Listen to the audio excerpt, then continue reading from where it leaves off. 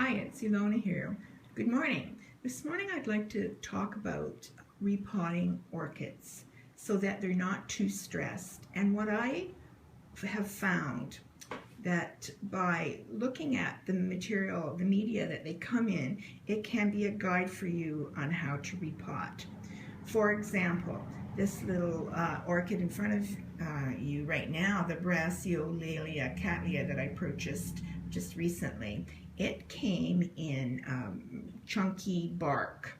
Now, I don't use bark. I use the little round beads like this because I just like them better. I don't like bark. So the beads, these round beads, I like them because they hold the moisture and they allow air movement. So for this plant, I would remove the bark that it came in, clean it up, wash it up, spray it with hydrogen peroxide, and then repot it into these little plastic containers with the air holes, slits at the bottom that you can see there. And then I just fill it up with the plain little balls and put a bit of sphagnum moss on top to hold the moisture. And so you can see I just got around like this, and I support it with these little I was going to say toothpicks, they're not toothpicks, skewers, so that the orchid will stay stable until the roots grow. And then I also check by using the little skewer here. You can see just there as a guide to let me know if the plant needs watering at all. So in plants that come in the bulky bark or the medium bark, I will plant them in these little balls.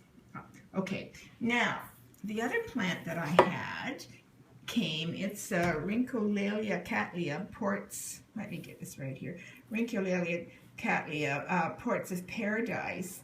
Now it came packed in the sphagnum moss, and I thought, oh, if I put it directly in 100% pure little balls, it will shock the plant because the roots are used to being packed in to the moss, and the roots were in surprisingly really good condition. I didn't really have to cut any away. So what I do in that case, I do a mixture. Let me show you. I take the little balls and I mix the sphagnum moss in together. So my thinking is when the roots they're used to the sphagnum moss, so they'll notice, I guess I could say, they'll notice that the sphagnum moss is still there and feel more comfortable, so they're not shocked, and the clay balls, which hold moisture and allow air movement, will be healthy for the plant. So that's what I basically did in this plant. Let me just take it out of the little, so you can see, and on the top you can see a mixture of the sphagnum moss that I put on top, just for more moist, for humidity. I find that it works well, or putting sphagnum moss on the top of my orchids works well because I grow them in my kitchen, and my kitchen, the humidity isn't really high. So this, I have found that it just helps.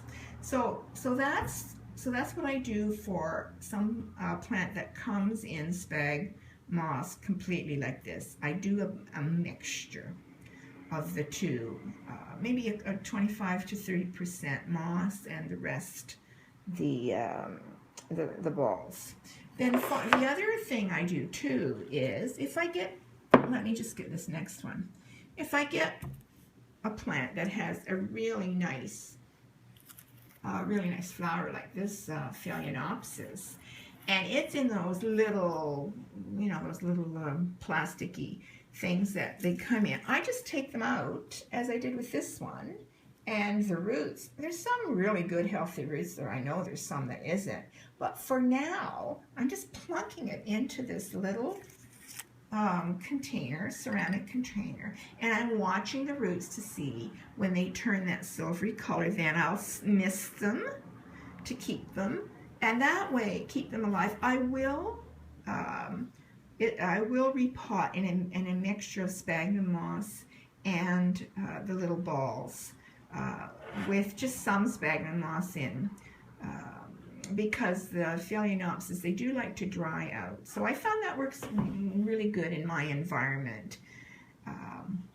That way I don't have to worry and things seem to be okay. And the smaller roots, I try to look for some smaller balls. So when I pick out here, I've got a mixture because the roots, they're not too bad. But if I'm patient enough, I will pick out the tiny balls for the tiny roots. But this time I didn't. I figured the roots are good and healthy.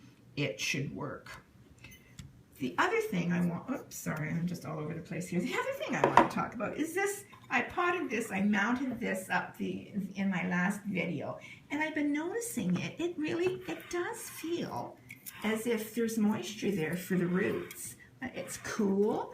I filled it, what I did was I filled it. You fill it with water, and you attach it, mount it, I guess is the proper term. You mount it to the outside of just a unglazed clay pot that doesn't have a hole in it. And I tied stuff around it. And then I just put a little bit of moss at the bottom to give it some humidity. And it's just been a few days, but I mean, it seems to be liking it. So it's not, I don't know. We'll see. It kind of looks weird, I'll admit. It takes a little bit getting used to, but I kind of like the rustic look of it. And as I was looking at this and thinking, it's very cool. When I touch this, it's very cool. And I thought, you know, I have so much trouble growing masdevallias, and I would like to grow masdevallias, but for some reason I can't. So I'm thinking next time I see a masdevallia that's healthy, I might purchase it and mount it on another one of these unglazed clay pots, because it's very cool. And I know that some of the Mazdas like cool to intermediate, so I'm going to give that a try. I like experimenting with stuff when I'm growing things, and this is sort of my latest kick. So I hope I've helped you to give you some food for thought for your own growing environment. Everybody's growing environment is different, and people are different, so different things work for different people. But I'm hoping that I've given you some food for thought here with the total, with repotting in totally the little round clay balls, or a combination of clay and sphagnum moss. I rarely anymore do complete sphagnum moss, unless it's a little orchid that's sick and I'm trying to rescue it, then I'll wrap it up in some sphagnum moss for a while. So, okay. Yeah, I think that's all I have to say about that, or all that I can think of at this time. But this is such a pretty little thing. I hope it works out for me the way I want it. And yes, thank you. I'm getting used to this recording, so bear with me as I improve on it. So thank you for watching.